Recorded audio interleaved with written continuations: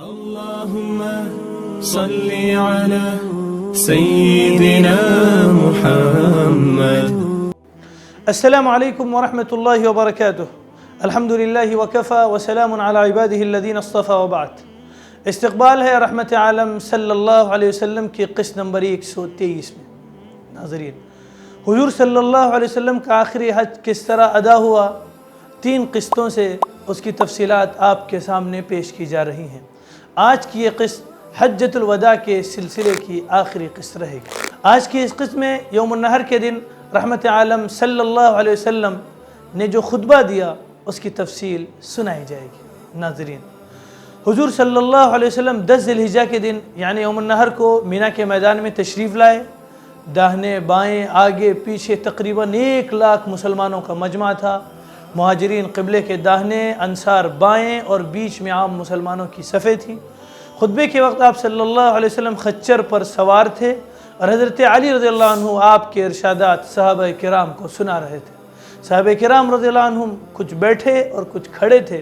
آپ صلی اللہ علیہ وسلم نے آج کے خطبے میں بھی کل کی کئی باتیں دہرائی. آپ صلی اللہ علیہ وسلم نے نظر اٹھا کر اس عظیم الشان مجمع کی طرف دیکھا تو فرائض نبوت کے 23 سالہ نتائج نگاہوں کے سامنے تھے. یعنی 23 سالہ محنت کا نتیجہ نگاہوں کے سامنے تھا. زمین سے قبول اعتراف حق کا نور ذوفشاں تھا. دیوان قضا میں انبیاء سابقین کے فرائض تبلیغ کے کارناموں پر ختم رسالت کی مہر ثبت ہو رہی تھی اور دنیا اپنی تخلیق کے لاکھوں برس کے بعد دین فطرت کی تکمیل کا مسردہ کائنات کے ذرے ذرے کی زبان سے سن رہی تھی. آئین اس عالم میں زبان حق محمد صلی اللہ علیہ وسلم کے کام و دہن میں زمزمہ پرداز ہوئی یعنی جاری ہوئی. اب ایک نئی شریعت، ایک نئے نظام اور ایک عالم کا آغاز تھا. اس بنا پر ارشاد فرمایا ان الزمان قد استدار كهيئة يوم خلق الله السماوات والارض. ابتدا میں خدا نے جب زمین و آسمان کو پیدا کیا تھا، زمانہ پھر پھرا کے آج اسی نقطے پر آ گیا. ابراہیم خلیل کے طریقہ عبادت حج کا موسم اپنی جگہ سے ہٹ گیا تھا. یعنی ابراہیم علیہ السلام نے جو طریقہ حج اور عبادت کا جو موسم جو وقت رکھا تھا وہ اپنی جگہ سے ہٹ گیا تھا. اس کا سبب یہ تھا کہ اس زمانے میں ہر قسم کی خوریزی جائز تھی. عربوں میں اشہر حرم یعنی رجب، ذوالقعدہ، ذی الحجہ اور محرم کے مہینوں میں جنگ کرنا حرام قرار تھا. لیکن چونکہ 3 مہینے ذوالقعدہ، ذی الحجہ اور محرم ایک ساتھ آتے تھے، لہذا ان میں بے چینی ہوتی تھی کہ اتنے مہینے تک بنا جنگ کیے کیسے بیٹھ سکتے ہیں. چنانچہ وہ اعلان کرتے کہ ذی الحجہ کے بعد اس بار محرم نہیں بلکہ سفر آئے گا اور سفر کے بعد محرم ہوگا. آج وہ دن آیا کہ اس اجتماع عظیم کے لیے اشہر حرم کی تعیین کر دی جائے. آپ صلی اللہ علیہ وسلم نے فرمایا السنۃ 12 شہرا منها 4 حرم 3 متوالیات ذو القعدہ وذو الحجہ محرم ورجب شہر مضر الذي بین جمادی و شعبان. سال میں 12 مہینے جن میں 4 مہینے قابل احترام ہیں، 3 تو متواتر مہینے ہیں، ذوالقعدہ، ذی الحجہ اور محرم، اور 4 رجب مضر کا مہینہ جو جمادی الثانی اور شعبان کے بیچ میں ہے. ناظرین، دنیا میں عدل و انصاف اور جور و ستم کا محور صرف 3 چیزیں ہیں: جان، مال اور آبرو. حضرت صلی اللہ علیہ وسلم کل کے خطبے میں وہ ان کے متعلق ارشاد فرما چکے تھے، لیکن عرب کے صدیوں کے زنگ دور کرنے کے لیے مکرر تاکید کی ضرورت تھی. آج آپ صلی اللہ علیہ وسلم نے اس کے لیے عجیب اور ایک بلیغ انداز اختیار فرمایا. لوگوں سے مخاطب ہو کر پوچھا، کچھ معلوم ہے آج کون سا دن ہے؟ ایو یوم ھذا؟ لوگوں نے عرض کیا کہ خدا اور اس کے رسول کو زیادہ علم ہے. آپ صلی اللہ علیہ وسلم دیر تک چپ رہے. لوگ سمجھے کہ شاید آپ صلی اللہ علیہ وسلم اس دن کا کوئی اور نام رکھیں گے. دیر تک سکوت کے بعد فرمایا کہ آج قربانی کا دن نہیں ہے؟ لوگوں نے کہا ہاں بے شک ہے. پھر ارشاد ہوا ایو شہر ھذا؟ یہ کون سا مہینہ ہے؟ لوگوں نے پھر اسی طریقے سے جواب دیا. آپ صلی اللہ علیہ وسلم نے پھر دیر تک سکوت کیا اور فرمایا کیا ذو الحجہ نہیں ہے؟ لوگوں نے کہا ہاں بے شک ہے. پھر پوچھا یہ کون سا شہر ہے؟ لوگوں نے بدستور جواب دیا کہ اللہ اور اس کے رسول ہی بہتر جانتے ہیں۔ آپ صلی اللہ علیہ وسلم نے اس طرح دیر تک سکوت کے بعد فرمایا کیا یہ بلدۃ الحرام نہیں ہے؟ لوگوں نے کہا ہاں بے شک ہے۔ جب سامعین کے دل میں یہ خیال پوری طرح جاگزی ہو چکا کہ آج کا دن بھی، مہینہ بھی اور خود یہ شہر بھی محترم ہے، یعنی اس دن اس مقام میں جنگ اور خونریزی جائز نہیں، تب اللہ کے نبی صلی اللہ علیہ وسلم نے فرمایا فَإِنَّ دِمَاءَكُمْ وَأَمْوَالَكُمْ وَأَعْرَاضَكُمْ عَلَيْكُمْ حَرَامٌ كَحُرْمَةِ يَوْمِكُمْ هَذَا فِي شَهْرِكُمْ هَذَا فِي بَلَدِكُمْ هَذَا، تو تمہارا خون، تمہارا مال اور تمہاری آبرو تا قیامت اسی طرح محترم ہے جس طرح یہ دن اس مہینے میں اور اس شہر میں محترم ہے۔ قوموں کی بربادی ہمیشہ آپس کے جنگ و جدال اور باہمی خونریزیوں کا نتیجہ رہی ہے۔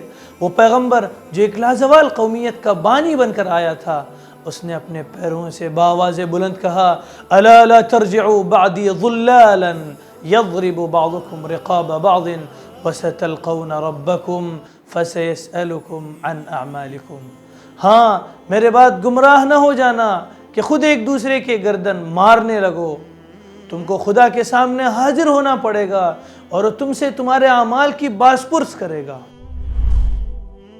ناظرین، ظلم و ستم کا ایک پہلو یہ تھا کہ اگر خاندان میں کسی ایک شخص سے کوئی گناہ سرزد ہو جاتا تو اس خاندان کا ہر شخص اس جرم کا قانونی مجرم سمجھا جاتا، اور اکثر مجرم کے روپوش یا فرار ہو جانے کی صورت میں بادشاہ کا اس خاندان میں سے جس پر قابو چلتا، جو مل جاتا اس کو سزا دیتا۔ باپ کے جرم میں بیٹے کو سولی دی جاتی اور بیٹے کے جرم کا خمیازہ باپ کو اٹھانا پڑتا تھا۔ یہ سخت ظالمانہ قانون تھا جو مدت سے دنیا میں حکمران تھا۔ اگرچہ قرآن مجید نے وَلَا تَزِرُ وَازِرَةٌ وِزْرَ أُخْرَى کے وسیع قانون کے روح سے اس ظلم کی ہمیشہ کے لیے بے خونی کر دی، لیکن اس وقت جب دنیا کا آخری پیغام ایک نظام سیاست ترتیب دے رہا تھا، اس اصول کو فراموش نہیں کر سکتا تھا۔ آپ صلی اللہ علیہ وسلم نے فرمایا الا لا یجنی جان الا علی نفسه، الا لا یجنی جان علی ولده ولا مولود علی والده، ہاں مجرم اپنے جرم کا آپ ذمہ دار ہے، باپ کے جرم کا ذمہ دار بیٹا نہیں، اور بیٹے کے جرم کا جواب دہ باپ نہیں، یعنی بیٹے کی سزا باپ کو نہیں دی جا سکتی، باپ کی سزا بیٹے کو نہیں دی جا سکتی۔ عرب کی بدامنی اور نظام ملک کی بے ترتیبی کا ایک سبب یہ تھا کہ ہر شخص اپنی خداوندی کا آپ مدعی تھا اور دوسرے کی ماتحتی اور فرما برداری کو اپنے لیے ننگ اور عار جانتا تھا۔ ارشاد ہوا ان امر علیکم عبد مجدع اسود یقودکم بکتاب اللہ فاسبعوا له، ان امر علیکم عبد مجدع اسود یقودکم بکتاب اللہ فاسمعوا له واطیعوا، اگر کوئی حبشی کان کٹا غلام بھی تمہارا امیر ہو اور وہ تم کو خدا کی کتاب کے مطابق لے چلے تو اس کی اطاعت اور فرما برداری کرنا۔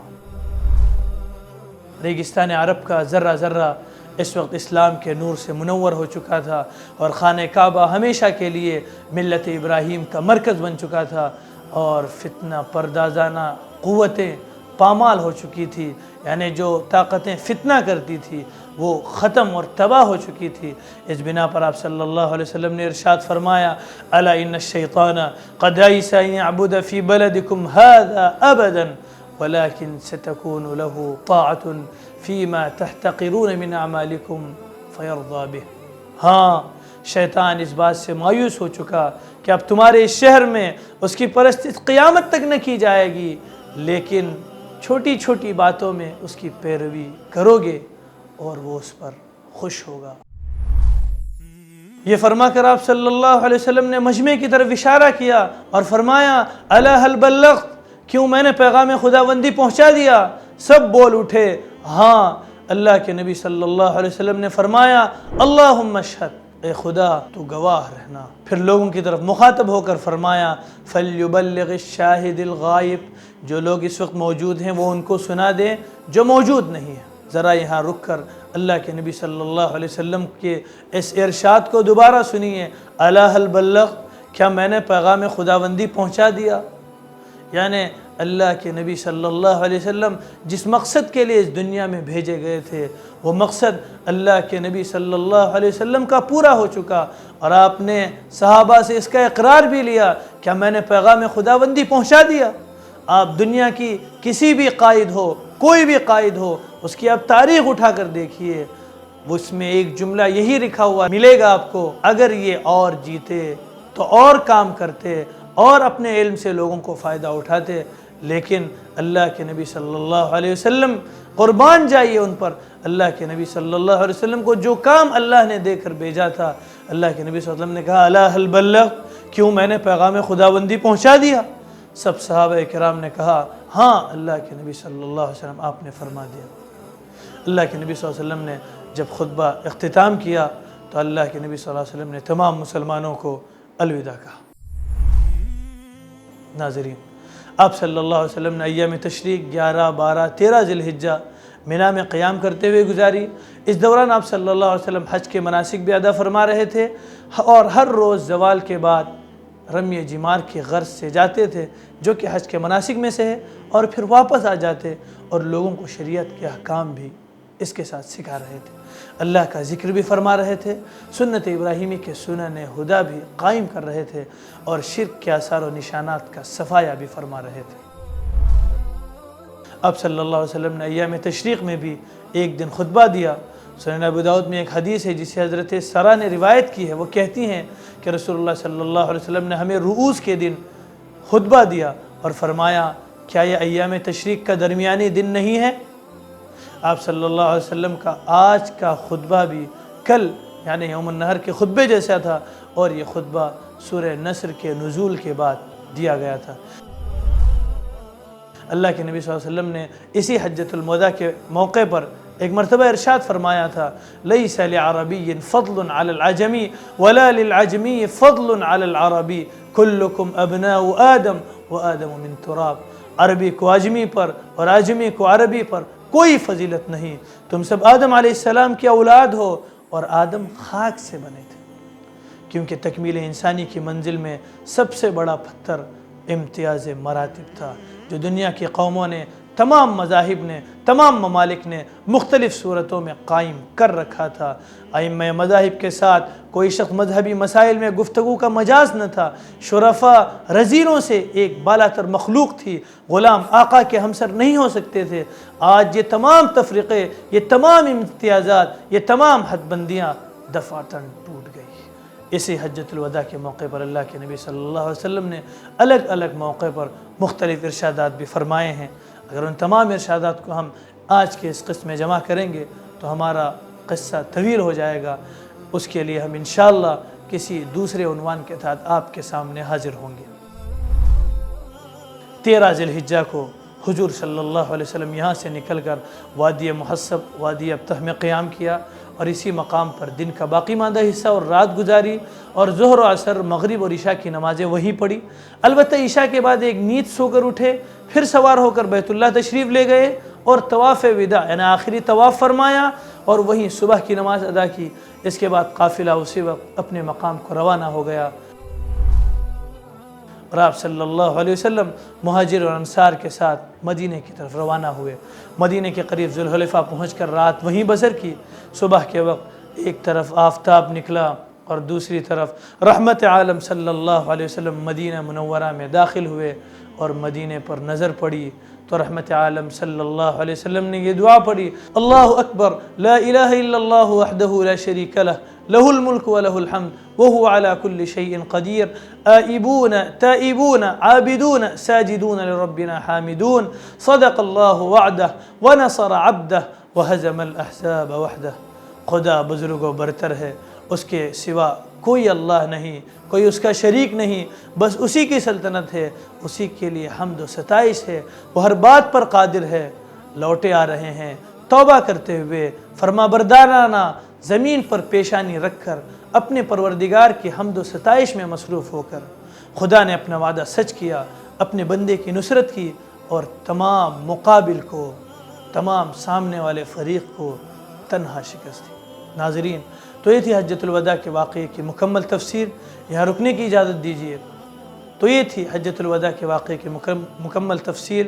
ملتے ہیں انشاءاللہ اگلی قسط میں. والسلام علیکم ورحمۃ اللہ وبرکاتہ. اللهم صل على سيدنا محمد وعلى آل سيدنا شفيعنا محمد